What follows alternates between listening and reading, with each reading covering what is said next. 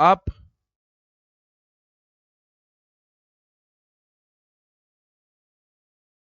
अपने sensory system से अपने एनवायरनमेंट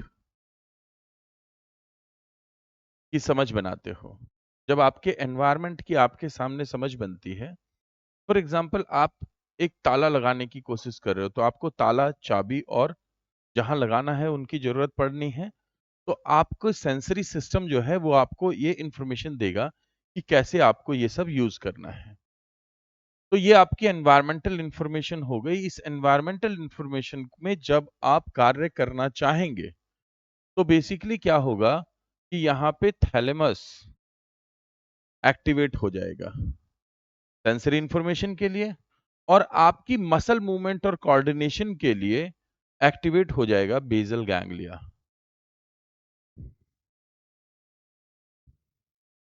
अब क्या होगा कि यहां पे एक एसटीएम क्रिएट होगी और ये एसटीएम जाएगी कहां पे? एलटीएम में।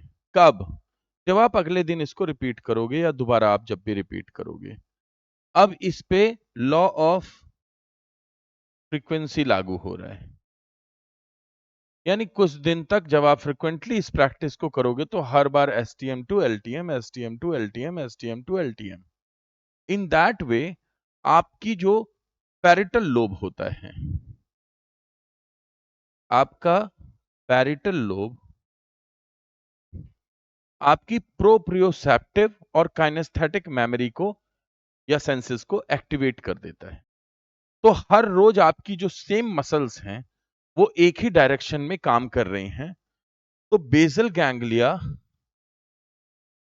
और थैलेमस मिलकर के पैरिटल लोब में एक perception of locking mechanism create कर देते हैं।